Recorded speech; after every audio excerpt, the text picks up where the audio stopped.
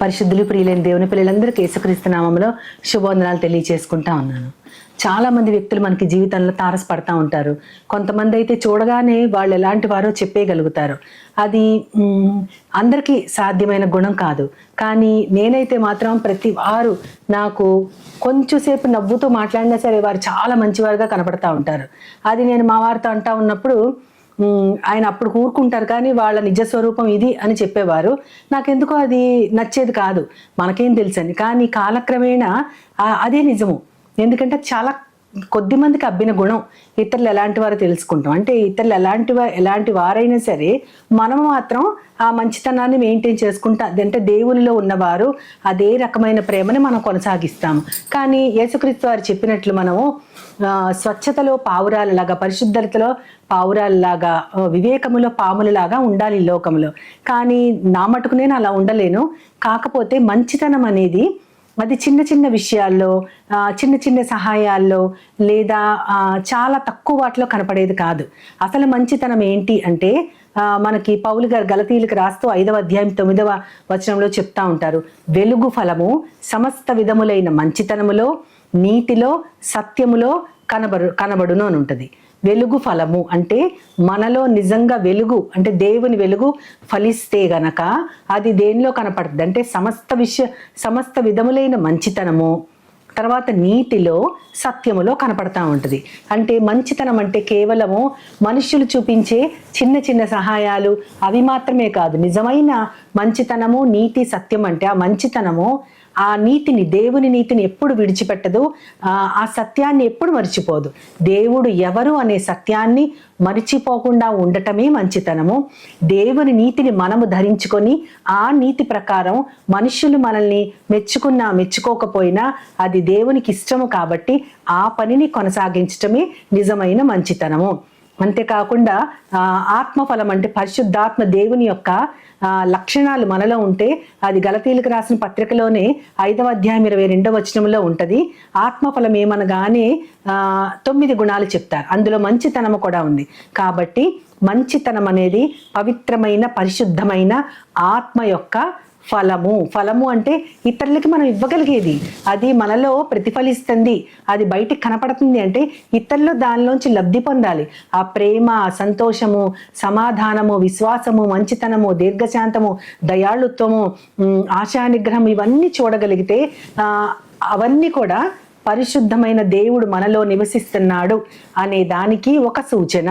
అది మన కోసం కాదు, మనము మన బిడ్డల కోసం కాదు, ఇతరులు దేవుణ్ణి మనలోంచి తెలుసుకోగలిగేలాగా ఆ మంచితనం అనేది వారికి కనపడాలి. అయితే అసలు మంచితనం అంటే ఏంటంటే యేసుక్రీస్తు వారు చెప్తారు, మంచివాడొక్కడే. ఆయన యోహాను సువార్తలో మాట్లాడుతూ 10వ అధ్యాయం 18వ వచనంలో చెప్తారు, మంచివాడొక్కడే, దేవుడు తప్ప ఎవ్వరు మంచివాడు లేరని ఆయన చెప్తారు. ఆయన కూడా దైవ కుమారుడే.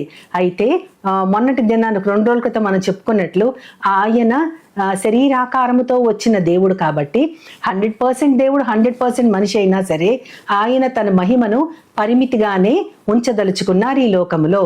ఆయన మనిషిలాగా కష్టపడతా ఉన్నారు. దేవుని యొక్క మహిమ కోసం, మన యొక్క విమోచన కోసం ఆయన చేసిన ప్రతి పని కూడా అదే చూపెడతా ఉంటది. కాబట్టి దేవుని యొక్క ఆ మంచితనం అనేది ఆ మధ్య నేను ఏదో వింటా ఉన్నాను యూట్యూబ్లో. అదేంటంటే ఒకరెవరో చెప్తూ యేసుక్రీస్తు వారి దేవుడు కాదండి, ఆయన కేవలం మహానుభావుడు, ఎందుకంటే దేవుడు ఒక్కడే మంచివాడని ఆయన చెప్పారు, అంటే ఆయన దేవుడు కాదనే కదా అన్నారు. అంటే అసలు ఇటువంటి క్వశ్చన్స్ లాజికల్గా వినడానికి చాలా బాగుంటాయి.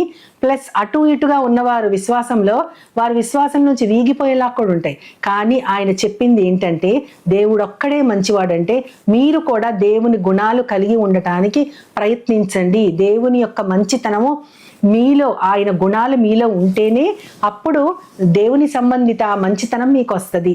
అంతేకాకుండా ఆయన తనను తాను అక్కడ మనిషిగా చూపించుకుంటున్నాడు కాబట్టి ఆ మంచితనం మనందరికీ కూడా విమోచన కలిగించేదాకా ఆయన తన యొక్క పూర్తి దైవత్వాన్ని ప్రత్యక్షపరచలేదు.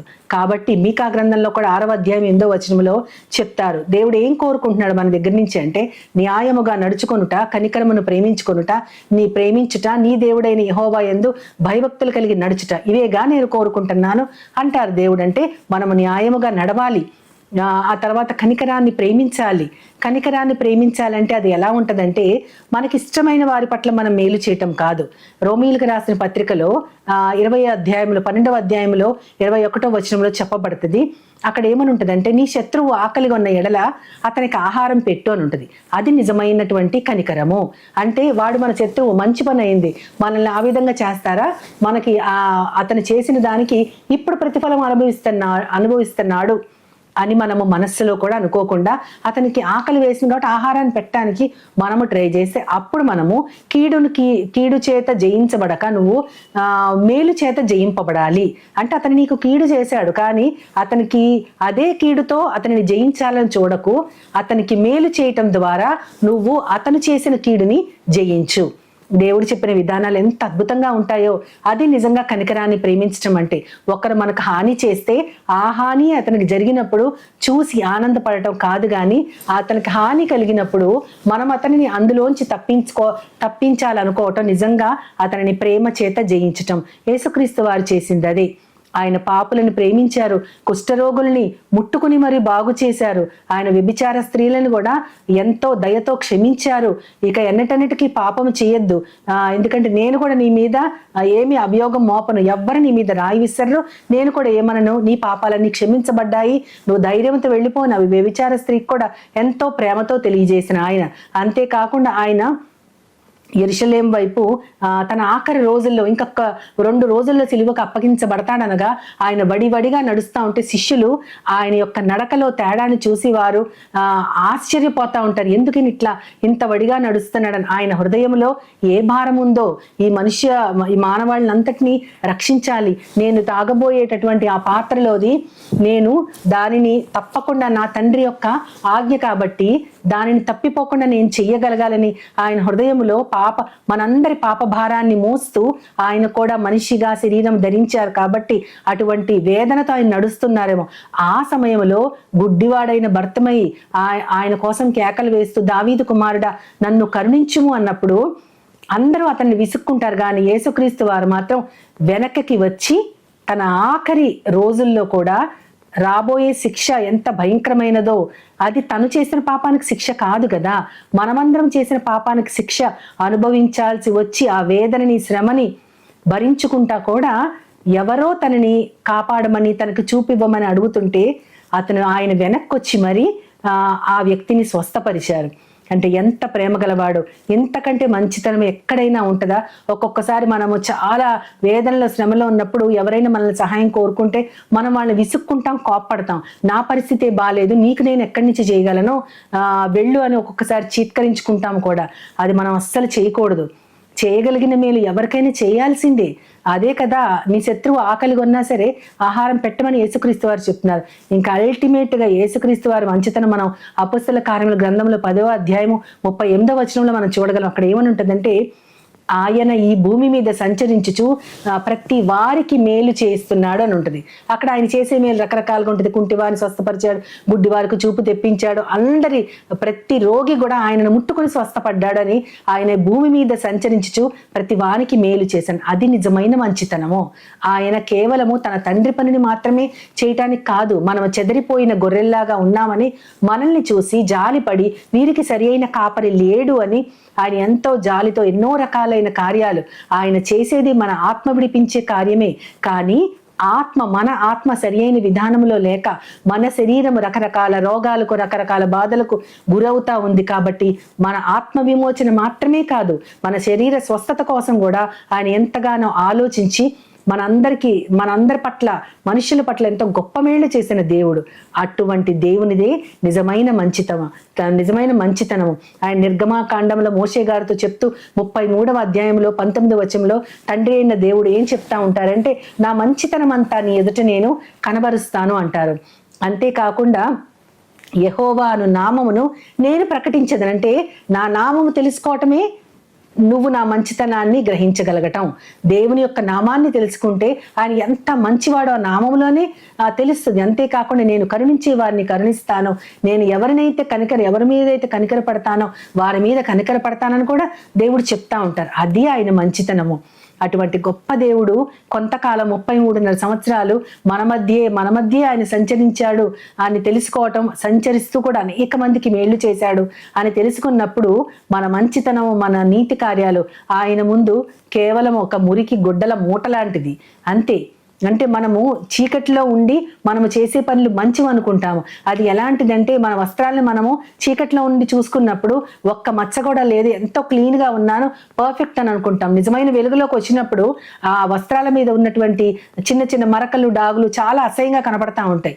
వెలుగు ఫలము, అందుకని సమస్త విధములైన మంచితనము, నీతి ఆ కార్యాల్లో, సత్యం అనే కార్యాల్లో కనబడుతుంది.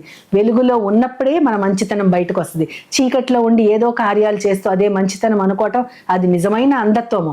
కాబట్టి మనము వెలుగు ఫలాన్ని మనం ఇతరులకి అందివ్వాలి. మన దేవుని ఎదుట మనం మంచివారమని కాదు, దేవుని మంచితనం అంతా మనలో నిండగలిగేలాగా యేసుక్రీస్తు వారిని వేడుకున్నప్పుడు మన జీవితాలకి ఈ లోకంలో ధన్యత కలుగుతుంది.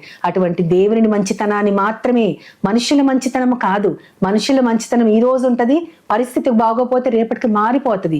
దేవుని యొక్క మంచితనం మాత్రమే మన హృదయాలలో నుండి మనల్ని నడిపించడానికి దేవుడు మనందరికీ తోడుగా ఉండి ఆ విధానం మనందరిలో నింపడానికి, అటువంటి ధన్యత కలగటానికి దేవునిని కీర్తిస్తూ ప్రార్థన చేస్తూ ఆయన సహాయాన్ని కోరుకుందాం.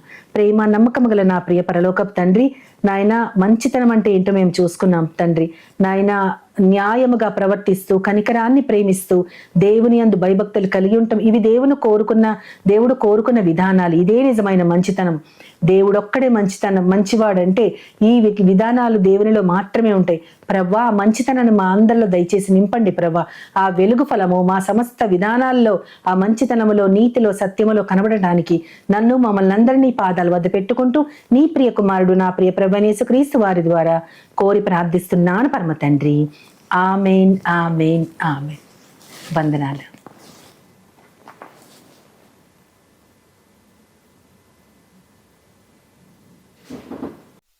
As Jesus now